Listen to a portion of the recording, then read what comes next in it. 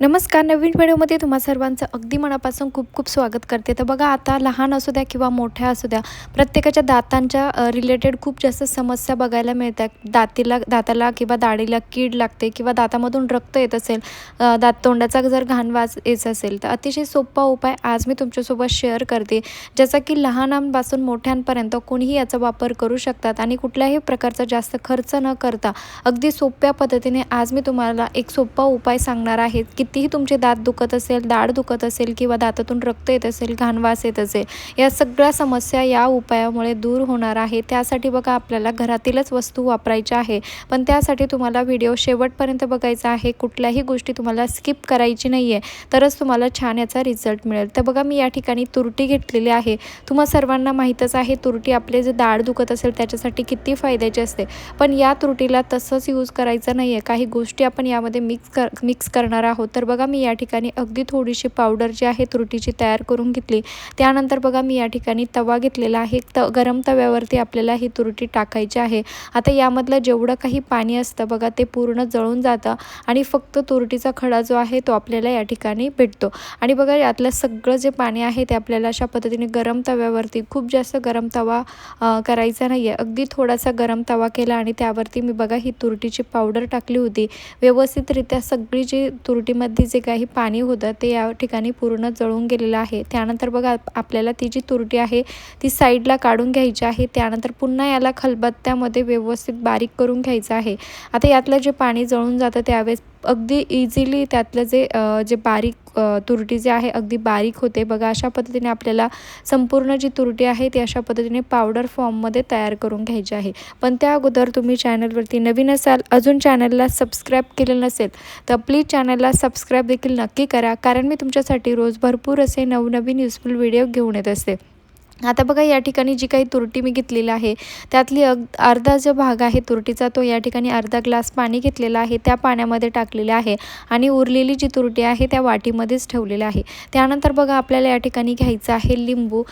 लिंबू आपल्या घरामध्ये असतंच, तेच लिंबू आपल्याला या ठिकाणी वापरायचं आहे. कुठल्याही गोष्टी आपल्याला स्किप करायच्या नाही आहे, सगळ्या गोष्टी आपल्याला या ठिकाणी टाकायच्या आहे.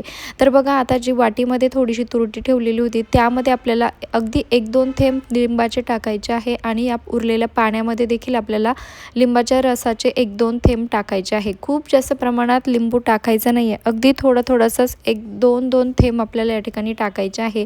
त्यानंतर बघा, या ठिकाणी मी घेतलेला आहे कापूर. आता कापुराची एक वडी मी घेतली होती, त्यातला अगदी थोडासा चिमूटभर जो भाग आहे तो आपल्याला घ्यायचा आहे. आणि बघा, काही जो भाग आहे तो आपल्याला या वाटीमध्ये टाकायचा आहे आणि उरलेला आपल्याला ग्लासमधली पाण्यामध्ये आपल्याला मिक्स करायचं आहे. तर बघा, अगदी थोडासाच कापूर आपल्याला टाकायचा आहे. दात जर जास्त किडले असतील, दातातून जास्त रक्त येत असेल, तर तुम्ही या ठिकाणी कापूर जास्त टाकू शकतात. त्यानंतर बघा, मी या ठिकाणी घेतलेलं आहे अगदी थोडंसं मीठ. अगदी चिमूटभर मीठ आपल्याला वाटीमध्ये पण टाकायचं आहे आणि त्यानंतर ग्लासमध्ये देखील टाकायचं आहे. त्यानंतर बघा, आपल्याला या ठिकाणी लागणार आहे लवंगसुद्धा आपल्याला व्यवस्थित बारीक करून घ्यायचं आहे आणि अगदी चिमूटभर आपल्याला दोघंही ठिकाणी टाकायचं आहे. जास्त क्वांटिटी आपल्याला यामध्ये बिलकुल टाकायची नाही आहे, अगदी चिमूटभर आपल्याला सगळ्या गोष्टी टाकायच्या आहे. आणि बघा, दोघंही वाटीमध्ये आणि ग्लासमध्ये दोघंही ठिकाणी आपल्याला सेम प्रमाणात या वस्तू टाकायच्या आहे. त्यानंतर बघा, मी या ठिकाणी हळद घेतलेली आहे. हळदसुद्धा आपल्याला वाटीमध्ये अगदी चिमूटभर, सोबतच ग्लासमध्ये देखील अगदी थोडीशी हळद आपल्याला या ठिकाणी टाकायची आहे. पण त्या अगोदर तुम्ही हा व्हिडिओ कुठल्या गावातून किंवा शहरातून बघत आहात ते देखील मला एका छोट्याशा कमेंटमध्ये नक्की कळवा, जेणेकरून मला कळेल की माझा व्हिडिओ कुठे पोहोचला ते. आणि त्यानंतर आपली छान सुंदर गोड अशी ओळख देखील होईल आणि मला तुमचे आभार मानण्याची संधी देखील मिळेल. तर बघा, या ठिकाणी आता सर्वात महत्त्वाचं आपल्याला टाकायचं आहे ते म्हणजे कांदा. आता कांदा आपल्याला या ठिकाणी लाल रंगाचाच कांदा वापरायचा आहे, व्हाईट रंगाचा कांदा बिलकुल यूज करायचा नाही आहे. अगदी थोडासा कांदा मी या ठिकाणी घेतलेला आहे. आता कांद्याला व्यवस्थित आपल्याला किसून घ्यायचं आहे. तुम्ही या ठिकाणी कांदा जास्त क्वांटिटीमध्ये घेऊ शकतात, पण आपल्याला या ठिकाणी अगदी 2-3च थेंब कांद्याच्या रसाचे लागणार आहे. त्यामुळे किसायच्या वेळेला तुम्ही जास्त कांदा किसून घेऊ शकतात, कारण काय होतं की हातामध्ये पकडला जात नाही छोटासा कांदा, त्यामुळे मोठ्या क्वांटिटीमध्ये तुम्ही या ठिकाणी कांदा किसून घेऊ शकतात, पण वापरायचा आपल्याला अगदी थोडासाच आहे.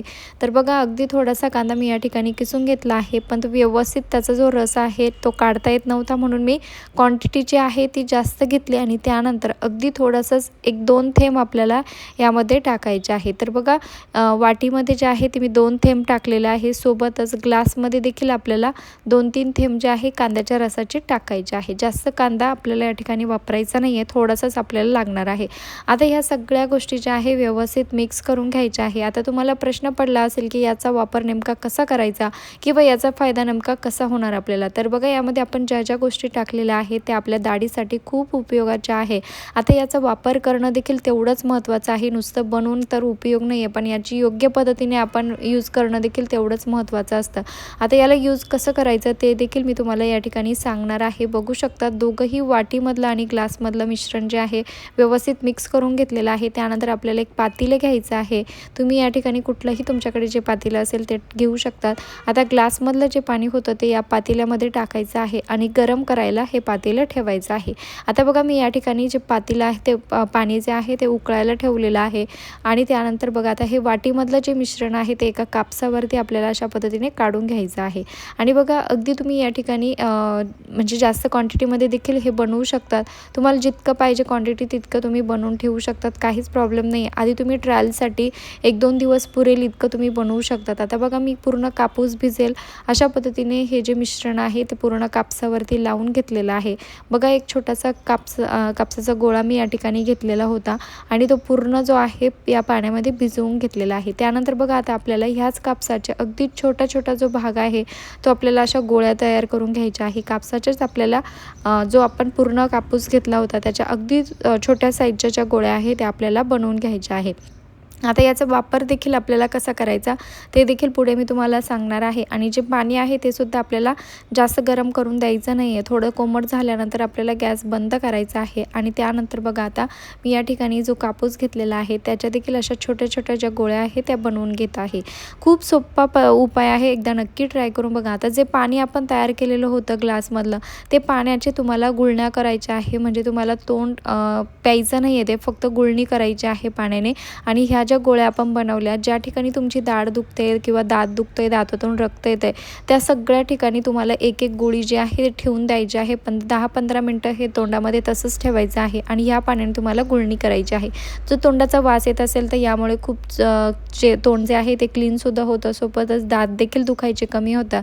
अगदी सोपा उपाय आहे आणि कमी म्हणजे कुठलाही खर्च आपल्याला या ठिकाणी करायचा नाही आहे. एकदा नक्की ट्राय करून बघा आणि व्हिडिओ थोडा जरी आवडला असेल, युजफुल वाटला असेल तर प्लीज आपल्या मित्रपरिवारास नक्की शेअर करा, जेणेकरून त्यांचा देखील या ठिकाणी भरपूर मोठा असा फायदा होऊ शकेल. आणि ज्यांनी कोणी हा उपाय आधी केलेला असेल त्यांनी प्लीज कमेंटमध्ये नक्की कळवा, कारण तुमची कोणाची कमेंट बघून इतरांचा देखील भरपूर मोठा असा फायदा होऊ शकेल. खूप सोपा उपाय आहे, एकदा नक्की ट्राय करून बघा आणि मित्रपरिवारास देखील नक्की सांगा. चला भेटूया